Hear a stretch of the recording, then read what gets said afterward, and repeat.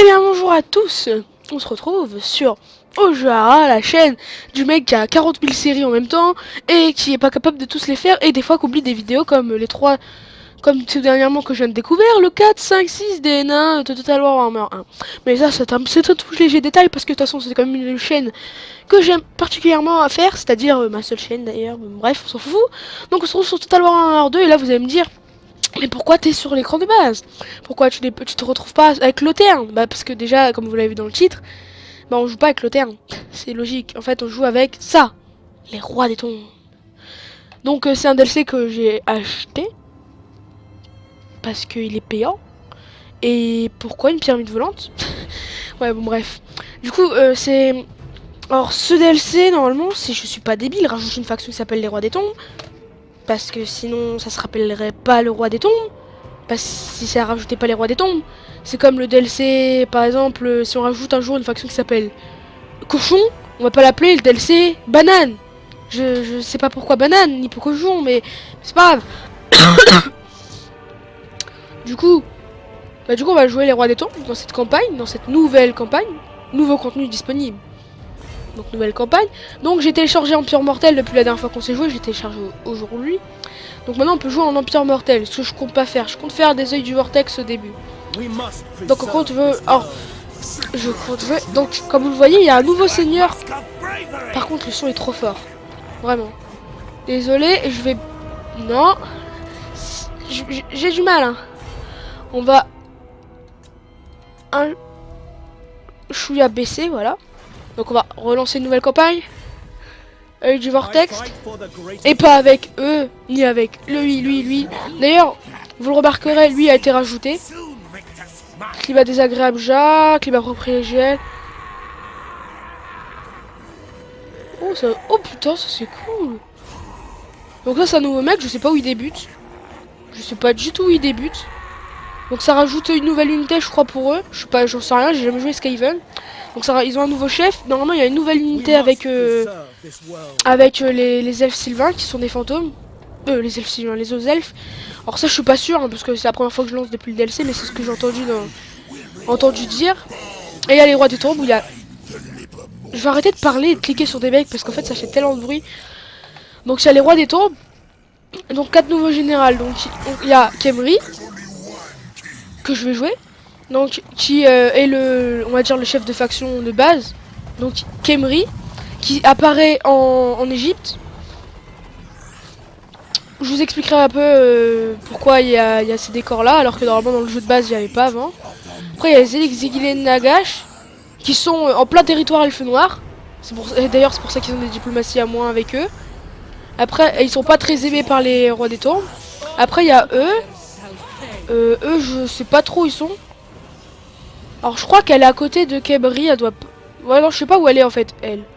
Et je sais que lui il est à côté de Khemri et lui il est pas aimé des rois des tombes. Parce que les rois des tombes est une faction en fait, c'est des vampires. En fait ça a été les premiers vampires on va dire en gros. Et c'est pas vraiment des vampires en fait, c'est un peuple qui a été body par un mec qui s'appelle Nagash. Il a été body par eux, alors j'ai pas trop l'histoire puis je vais pas vous la raconter en entier parce que je la connais pas par cœur. Mais en gros, de ce que je me souviens, c'est que Nagash est un mec qui a beaucoup étudié la nécromancie. C'est devenu le premier conte vampire de l'histoire. Et les rois des tombes, en fait, ont été maudits par lui parce qu'il s'est combattu contre eux, sauf qu'il a pas réussi à les battre. Du coup, il les a maudits. Et c'est devenu les rois des tombes. Donc des espèces d'hommes vampires, sauf que eux, les rois des tombes, donc eux trois, et lui aussi, très clairement. Mais en fait, les rois des tombes contiennent les parties de leur mémoire. Donc c'est pour ça qu'ils ont des archers. En fait, leurs soldats savent comment se battre, on va dire. Retiennent ce qu'ils ont fait plus avant. Par exemple, s'ils savent qu'ils ont des enfants, s'ils ont fait des enfants, par exemple. Ou alors s'ils ont un père, et ben ils savent c'est qui leur père. Des choses comme ça. Et ils savent encore, donc eux, les fidèles de Nagash, c'est ceux qui remercient Nagash. Donc c'est pour ça qu'ils ont des diplomaties plus 20 avec les contes vampires. Parce qu'ils remercient Nagash pour leur avoir accordé la immortalité. Alors que les trois autres, bah ils veulent pas, ils voulaient pas de cette immortalité de base. Donc eux, en fait, en gros, eux, en fait, c'est les rois des tombes plus un peu de vampirisme chez eux. Et en gros, bah vu que eux ils sont amis de Nagash, bah ils aiment pas les rois des tombes et les rois des tombes les aiment pas, les autres rois des tombes. Du coup eux ils sont ils ont beaucoup de bonus par rapport à les contes vampires, regardez. Donc ils ont l'ordre public, etc. Mais de toute façon, on s'en fiche un petit peu d'eux parce que ça va être nos ennemis. Parce qu'on va jouer Satra l'impérissable, comme la plupart des gens. Parce que c'est le plus simple. Comme vous regardez, il y a normal, difficile, normal. On va faire du facile, on va jouer en normal. Donc ça, j'expliquerai un peu comme je pourrais avec mes propres mots. Parce que j'ai pas trop... Alors j'ai vu un seul let's play, voire deux. Mais en fait j'ai vu le début, du coup en fait on va dire que je connais un peu le début, mais la fin on va essayer de faire avec mon propre expérience, vous voyez. Donc alors avec eux on a 2 d'ordre public, 10 de croissance, alors ça c'est cool pour nos villes. Ah ça c'est cool, en fait lui il a un gros bonus avec ses colonies.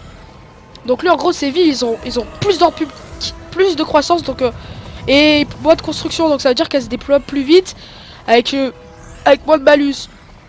En plus lui il aura une taille de l'aura de commandement. Alors ça je sais pas si ça c'est fait de faction, ouais, donc que pour lui on aura une taille de commandement plus grande, donc 2 fois plus grande.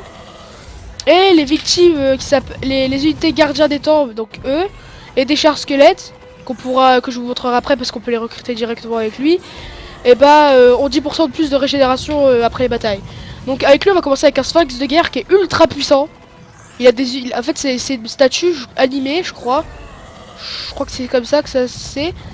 Et il y a des mecs dessus qui tirent des flèches. Mais c'est un gros monstre ultra fort en dans le tas. Et eux c'est un peu comme les gardes des cryptes, sauf que bah là c'est avec des albardes. Voilà, c'est très facile. Donc le roi des tombes sont assez spéciales, c'est vraiment un truc qu'on vous verrez pas dans toutes les autres factions, mais je vais vous laisser admirer avec moi ce splendide machine. Machine, je parle de cinématique. Mortals, monuments, even civilizations. N'empêche c'est beau quand même.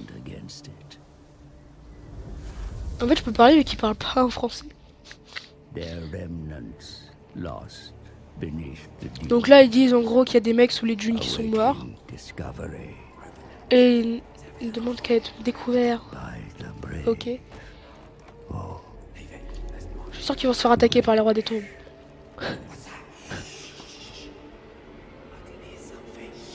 Ils vont réveiller les rois des tombes.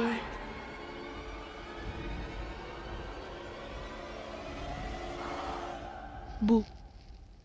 Même pas. Ah, voilà. Like time itself, the living are not welcome in Nehekara. C'est trop bien. For this is the land of the dead, ruled by the Tomb Kings, where only the expired may serve. In life, they were tyrants, now cursed with undeath. They crave power more than any living thing, and none more so than Setra, the imperishable.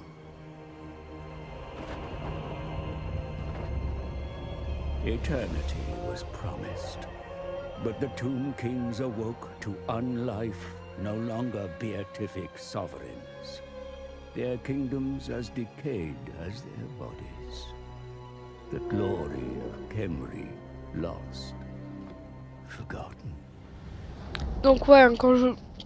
Le roi des tombes en gros en fait c'est un peu des Égyptiens on va dire. Voilà. La pyramide noire se meurt sans s'éveiller. C'est quoi cette phrase?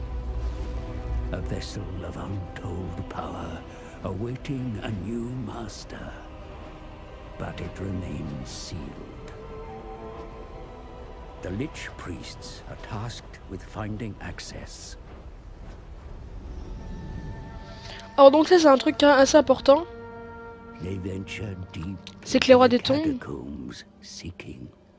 s'en contrefoutent du vortex.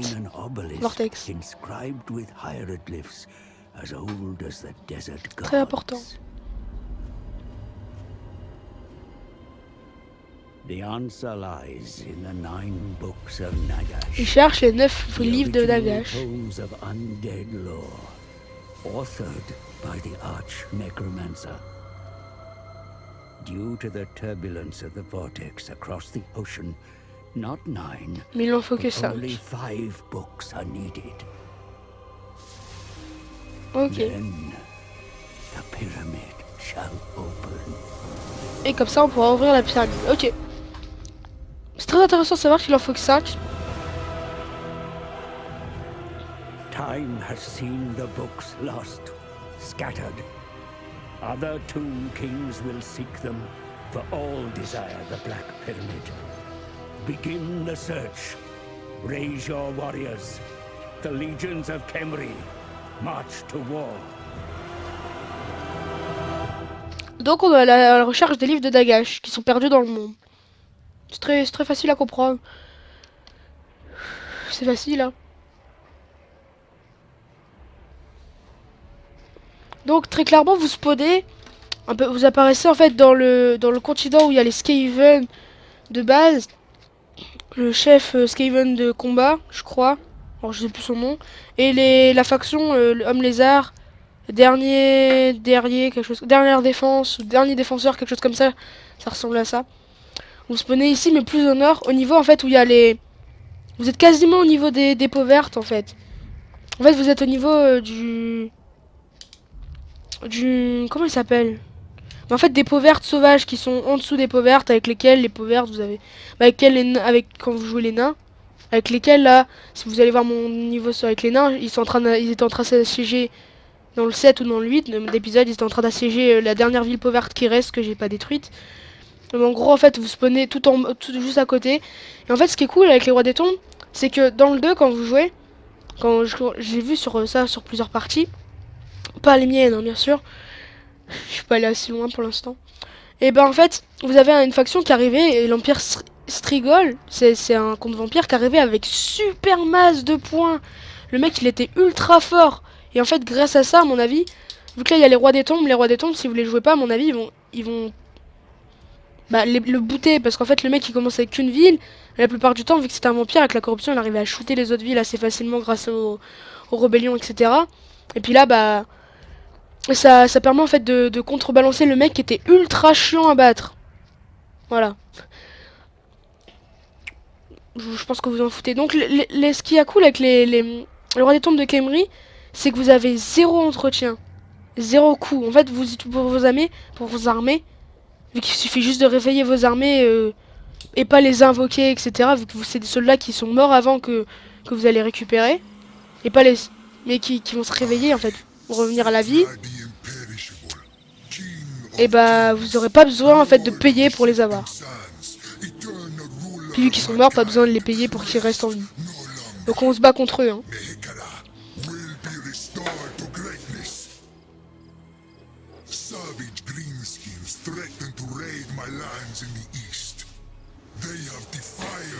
Wow.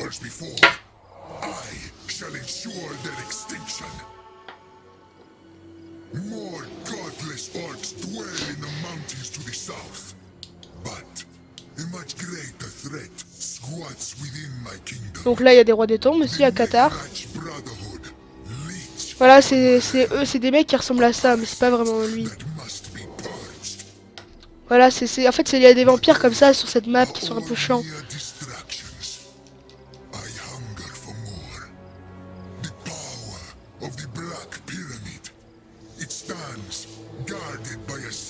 Donc la pyramide nord de Nagash n'est pas sous moi, je sais pas, elle est sous qui.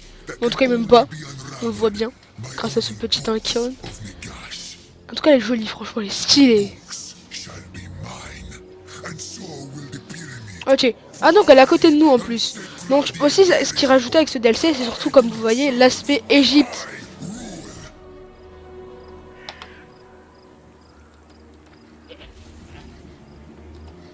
Oui, je sais que j'ai compris.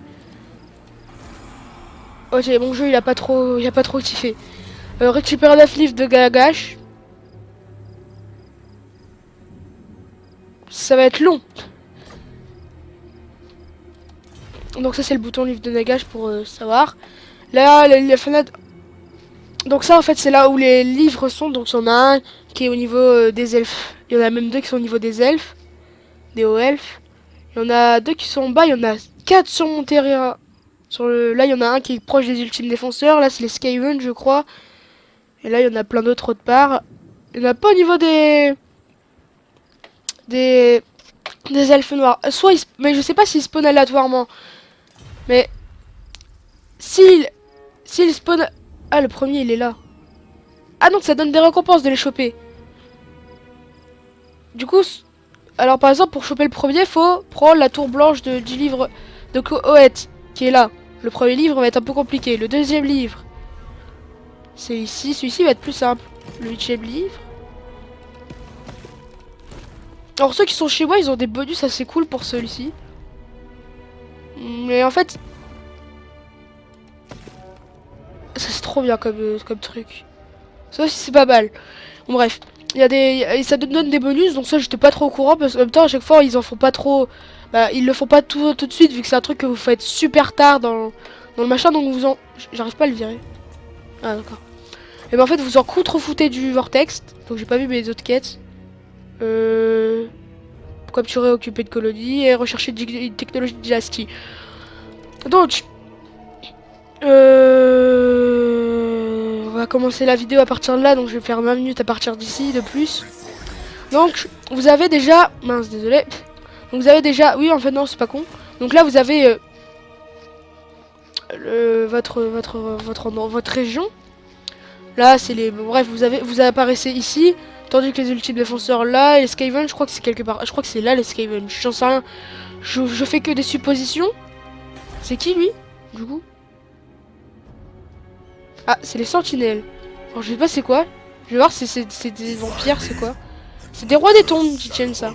Ils ont qu'un territoire. Donc là, il y a un truc qui est pété, qui s'appelle Xantri, qui peut récupérer. Et ça va être un truc très intéressant à faire parce que...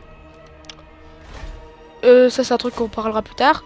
Donc vous avez des rites. Vous avez ce rite-là qui permet, quand vous avez un Necrotect, et avoir fait une action de héros avec le Necrotect.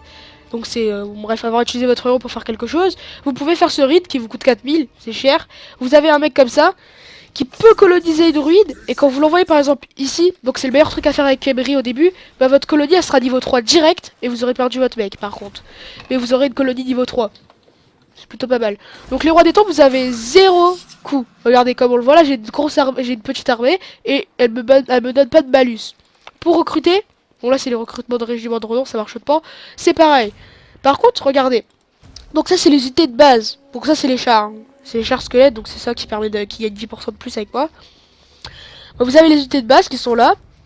Qui coûtent pas grand chose à faire spawn de plus. Donc je vais prendre 2 lanciers. En fait, elles n'ont aucune capacité d'unité. Par contre, les autres ont des capacités d'unité que vous pouvez améliorer avec les bâtiments. En fait, c'est ce qui remplace l'entretien. Par exemple, ce bâtiment-là, ça me permettra, si je le construis, d'avoir 4 archers squelettes. Parce que avec les rois des tombes, vous pouvez recruter indéfiniment toutes vos unités. Donc pas besoin d'attendre. La plaine de sel, il y a 6 unités dessus, j'aurai pas de quoi les prendre instantanément. Mais bon, on verra ça après. Donc vous avez vu avec les rois des tombes, bah on verra ça après, on va voir ça tout de suite plutôt, mais bon, bref. Du coup, vous avez avec les rois des tombes, vous avez 0 entretien, et vous avez un petit truc qui s'appelle les vases de Canop, que vous pouvez gagner avec plein de choses, comme vous voyez. Voilà. Qui vous permettent ici avec de l'argent ou des ressources comme le fer par exemple que vous pouvez avoir en contrôlant des objets de ressources sur la map que normalement vous utilisez pour échanger, bah construire des choses. Par exemple ici construire une nouvelle armée, bah, une nouvelle dynastie. Je vous expliquerai après. Des unités, des armes. Donc ça c'est des trucs que vous pouvez équiper à votre héros. Il y a un truc légendaire, il n'y a pas d'autres trucs, les autres seront tous en dessous. Là il y a un truc légendaire ici. Là il y a un truc légendaire. Bon bref, il y a toujours des trucs un peu... des trucs de plus ou moins OP. En fait ça dépend ce que... Quand vous avez rien, bah, vous pouvez peut-être en construire là. Il y a juste là qui n'a pas de légendaire. Et du coup, ça vous permet de faire des objets pour votre capitaine. Et vous pouvez construire aussi des trucs ici. Donc ceci est plus intéressant en fin de partie. Parce que avec les rois des tombes, comme vous allez voir, je peux pas recruter une nouvelle armée. Parce qu'en fait il faut que j'ai une nouvelle capacité d'armée. Pour empêcher en fait qu'on construise 1 million d'armées parce que bah ça consomme rien, même si c'est des armées de base avec des unités nulles, En fait, il faut qu'on recherche avec une recherche, ou alors que le craft que je vous ai montré avant, une dynastie qui nous permettra d'avoir une capacité d'armée plus 1 et un taux de recherche plus moins 30%. Ça fait quand même assez mal. Donc faut choisir votre première dynastie que vous allez prendre. Donc ça permet d'avoir des héros. Donc les héros marchent pareil que les armées, comme dans marchent pareil que pour les autres. Ça c'est les chars, les chars, les chars. Donc ça c'est la première dynastie. C'est plus les chars, déplacement de campagne. Ouais, et un peu, ouais. C'est plus les chars cette dynastie, on va dire. Après là, ça n'a pas l'air de trop changer. Donc ça permet aussi de faire des recherches, une recherche dans chaque dynastie. Plus des recherches ici, je sais pas à quoi ils servent les recherches. Ah d'accord, ça c'est des bonus, on va dire. Donc ça vous permet d'avoir des recherches. Voilà, aussi. Les vases de Canop. Donc là c'est des mecs encore. Là c'est les squelettes, cavaliers. Non, les cavaliers squelettes de Nekara. Donc ça c'est de la cavalerie. Les archers. Ils ont plus de munitions, les cavaliers squelettes aussi. Et ils mettent moins de temps à recharger. Les chevaliers squelettes, les cavaliers squelettes, ils ont... Ouais. Projectiles pour les archers squelettes et les cavaliers. Donc ça améliore les archers squelettes et les la cavalerie. Et là, ça améliore beaucoup... Non, ça améliore pas grand chose en fait. Les harceleurs, c'est pas pour tout de suite je crois. Ça c'est des unités d'élite. Les gardiens des tombes, on en a une mais j'en aurai pas plus. Ça c'est l'artillerie. Et ça... Les sphinx de guerre. Les Ushapti, ouais c'est pas pour tout de suite. C'est pas pour tout de suite. Alors, celle la plus intéressante pour l'instant c'est celle-là. Et si on recrute le seigneur, c'est un bon truc quand même le seigneur. On va prendre celle-là. Puis on y partira directement sur... Voilà, ça. Donc, on va recruter notre première dynastie. De toute façon c'est le seul truc qu'on peut faire pour l'instant. En recherche. Allez, je vais choisir laquelle. Bah donc je vais aller chercher la plaide de sel. Comme ça va nous faire la mission. Et en plus ça va nous faire... nous faire une colonie en plus. Donc je vais recruter des troupes. J'avais dit 2 lanciers pour pouvoir me mettre des flancs. Voilà. Et je mets troupes. Donc ça je sais pas c'est quoi. Ah, d'accord, c'est une notification. C'est un je sais pas. Donc comme vous voyez c'est devenu un peu plus sableux, on va dire. C'est logique. C'est un peu plus ça, il y a un peu plus de sable parce que avant c'était pas très, il y avait pas beaucoup de sable. Donc en fait pour des mecs avec des pyramides qui ressemblent à l'Égypte, bah, aux pharaons et aux Égyptiens, dans un endroit où il n'y avait pas de sable, ça le faisait pas, on va dire. Donc ouais, c'est logique comme changement.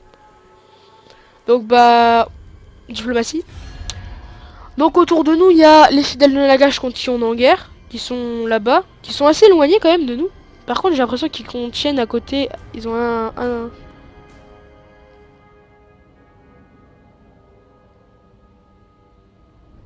Ah d'accord.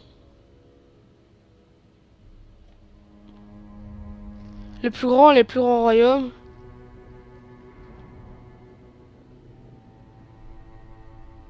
D'accord, je comprends pas trop. Donc on a des rois des tombes autour de nous, on a eux. Alors eux ils m'aiment pas trop à cause de la version. D'accord.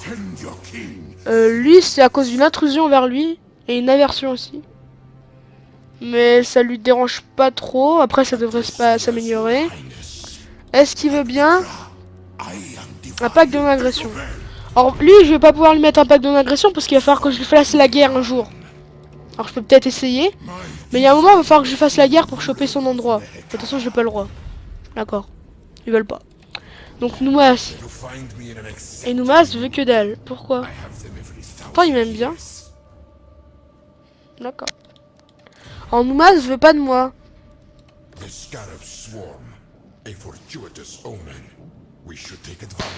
D'accord. Il veut pas d'amis avec moi. Et les vampires m'aiment bien. Bah on va lui faire un petit pacte de non-agression. Est-ce que ça attribue? Non. Donc ça lui dérange pas, donc c'est pas grave. Ah bah du coup bah on va passer le premier tour. Et qu'est-ce que vous voulez que je vous dise, hein? Je peux pas faire grand chose autrement. Hein. Donc il y a encore beaucoup plus de civilisation du coup, vu qu'il y a eu les nouveaux. Ah, ils ont créé une nouvelle armée. Donc ils ont mis un mec dedans. Ouais. Construire un bâtiment permettant de recruter plus d'unités. Bah c'est en cours. C'est en cours parce que j'ai construit mon truc pour les archers. Et bah il a recruté qu'un général, donc c'est plutôt bon pour nous parce qu'on va se retrouver à 9 contre 6 et 1. Alors je sais pas si c'est suffisant, je devrais peut-être attendre mes archers. Mais je pense que c'est bon. Ok. Alors c'est faisable. C'est largement faisable. Ouais. Ouais c'est faisable, on va la faire. Donc à prendre part la bataille. Ouais ça va, c'est faisable hein, franchement. Donc en plus ils ont recruté un magicien, ça c'est cool. C'est cool pour moi. Vu que c'est un magicien, le mec il va mourir vite. C'est pas un gros guerrier au combat. Bon ce qui est moins cool c'est qu'il va mettre des malus sur mon armée possiblement. Potentiellement. Mais vu qu'il est niveau 1 normalement il doit avoir qu'un petit sort de base. Donc ça doit être assez facile. Donc là il va falloir qu'avec mon armée que j'ai, donc lui il va falloir qu'il se charge dans les orques sauvages. Eux il va falloir que j'essaye de déglinguer les archers avec. Donc en leur rentrant dedans. Eux, il va falloir que je les mette devant pour qu'ils soutiennent une fronte. Eux sur les côtés au cas où. Eux autour de lui. Et lui, il va falloir que je le mette sur le chef ennemi si je peux. Je pense que je pourrais les déborder un minimum parce qu'on a une unité de plus d'infanterie. Après, mon infanterie, normalement, elle est moins forte que la leur. Mais ça devrait mieux se dérouler avec le sphinx de combat au combat. Donc on a eux que je vais mettre sur les côtés. Voilà. Le sphinx que je vais mettre au milieu après. On va potentiellement parier. Bon, de toute façon, je peux faire que juste ça, ça me coûte 0. Donc à quoi ça sert de parier? Bon, on va parier. Et si je gagne, on va dire que j'ai gagné. Ça sera toujours mieux que rien. Parce que normalement, c'est un mage, lui. Sauf que vu que bah, j'ai pas de magie. Ah si, j'ai de la magie. Ah bah c'est cool, j'ai bien fait de parier. Donc ça me fait des dégâts des armes et de la perforation d'un mur pour les alliés. Et moi. Et ça dure 25 secondes. Et ça coûte que 4. Donc je peux en claquer déjà 2. C'est pas mal. Du coup on va potentiellement faire ma formation. Donc on va reculer lui. Ça on va le mettre là. Donc on va prendre hop ça. On va voir comment il va me les poser. C'est ce que je pensais.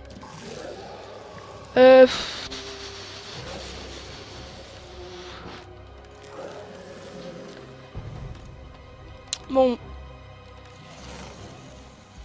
Je vais mettre des lanciers comme ça. Mes guerriers, on va les poser comme ça. On va les poser là. Peut-être pas besoin de les étendre autant, après, vous direz, mais... Sur mieux comme ça.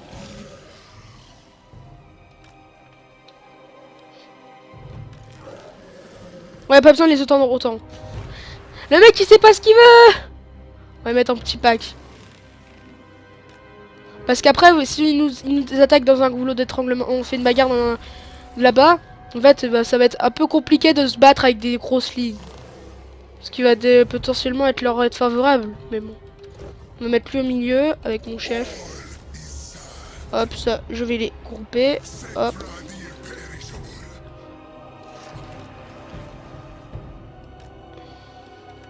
Et j'ai mes chars sur les côtés.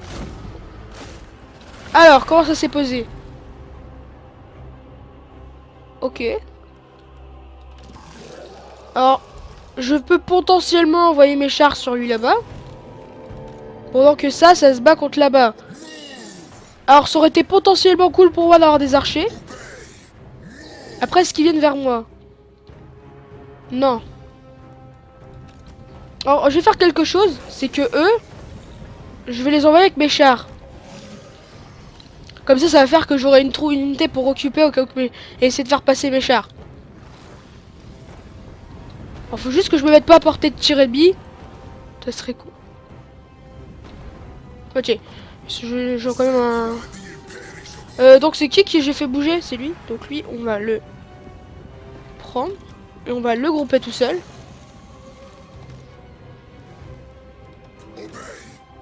Hop, on les a regroupés. Alors, on va juste les avancer jusqu'ici. On va pas avancer plus. Donc là-haut, vous avez quelque chose, c'est c'est le royaume des âmes. Donc en fait, il faut que nos unités meurent pour atteindre certaines zones. La première zone nous régénère et soigne nos unités. La deuxième fait pareil. Et la troisième, ça refait pareil. Sauf qu'on peut invoquer une unité d'Ushapti qui est une unité de corps à corps assez puissante. Bon, on va gager le combat avec ça.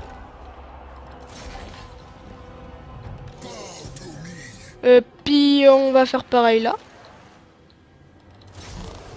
Attendez 2 secondes. Je préfère faire ça, on sait jamais. Hop. Hop. Hop. Il va partir là, merci. Tac. J'ai envoyé mon armée, celle-là en première. Un peu en avance, comme ça. Je vais pouvoir essayer de finir ce fight en premier. Alors on va essayer de les faire passer là. Si je peux faire passer mes chars là, c'est parfait pour charger leurs archers. Ça serait potentiellement pas possible. On va essayer de choper ça. Passe. Passer. Non, ils vont nous grab. Ils vont nous grab, c'est trop tard. On va essayer de les transpercer. Ouais, on les transperce bien. La bonne charge dans le dos. Bah, la bonne charge plutôt dans le ventre. On les a percés. Ils ont perdu des troupes. Ils n'arrivent pas à nous choper. Ils nous ont pas arrêtés, Ok, vous avez eux qui arrivent dans le dos. Qui vont les bloquer. Boum, je pars là-dessus. Donc là, premier fight. Vous avez le Sphinx. Des Sphinx, désolé, vous avez pas vu la charge, mais c'est formidable. Une bonne charge du Sphinx dans le dos. C'est pas mal aux fesses. Par contre, ce truc, il est pas cool. Ok. Là, va falloir que tu partes là, parce que si je perds le fight. Donc c'est comme les vampires, hein, ça va se désabréger si vous avez plus de morale, c'est pas vous vous enfuyez. Donc là, ça va se battre ensemble contre. Et là, ça va poursuivre. On va essayer de faire ça.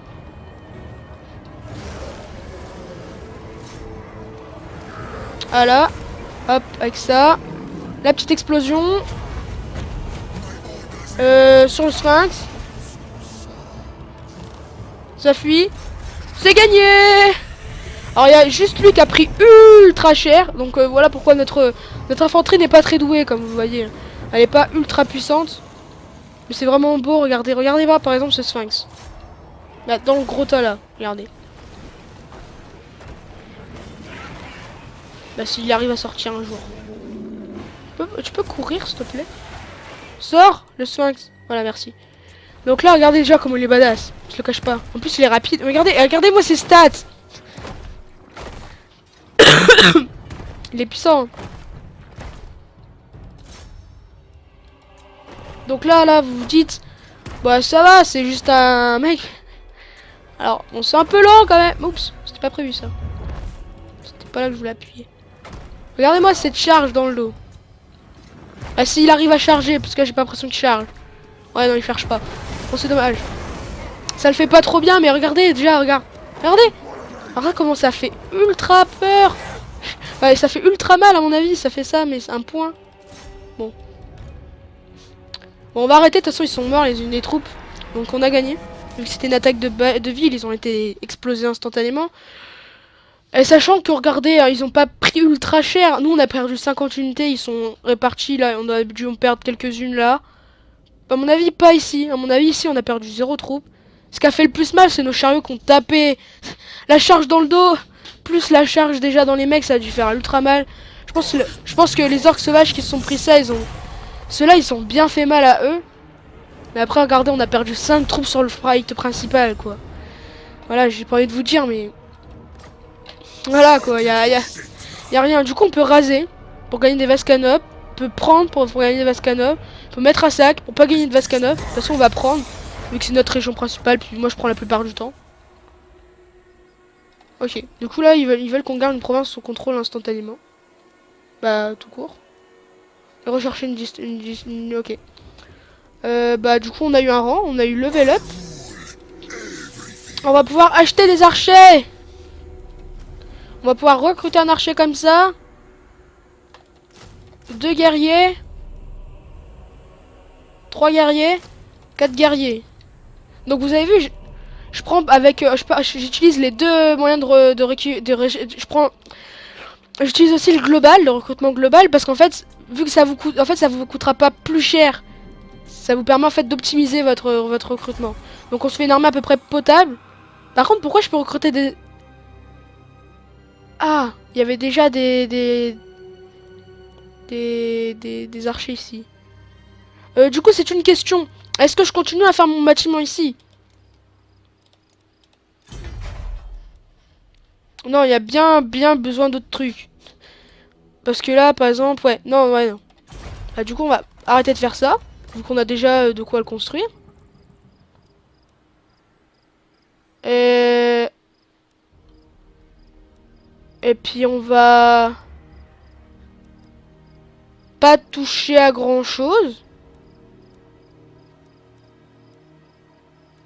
Ouais, on va pas construire autre chose. J'ai un ordre public négatif. Ouais, ça va. Mon ordre public sera positif après. Avec lui, je vais prendre... Waouh. C'est très puissant, mais on va prendre marcheur comme d'habitude pour avec tout le monde. Donc voilà, ça c'est simple. Donc voilà, c'était mon début de let's play avec les rois des tombes et la faction de Khemri. Ouais, parce que c'est la faction de Khemri que je joue là et pas les rois des tombes tout court, parce que vu qu'il y a 4 factions des rois des tombes. Et bah on se retrouve dans le prochain épisode. Donc si ça... Mais bien sûr, si t'as bien aimé, n'oublie pas de mettre un like, un commentaire. Qu'est-ce qu'il faut d'autre déjà? Un like, un commentaire. Et puis t'abonner, voilà. Et t'abonner à la chaîne si t'as envie. Mais... Ah ouais. Et par contre, jouer en mode normal, regardez là, le mec là, il lui reste plus qu'une ville. Ah non, il en reste 2. Bah elle est où celle-là? Je m'explique? À moins qu'elle est plus haut. Ça veut dire qu'il reste quand même que 2 trucs. Hein. Attendez. Ah ouais, il reste plus que 2 colonies. Ça fait pas beaucoup quand même. Hein. Du coup, il va être très faible. Je pense que je vais essayer de coloniser ça avec le truc que je vous ai dit là, le rite, pour avoir... pour gagner un peu de puissance. Puis bon, bah on verra ça de toute façon au prochain épisode. Donc, bah voilà, fais ce que je t'ai dit il y a 3 secondes. Et puis... À tout de suite dans le prochain épisode. I will make you a sunset.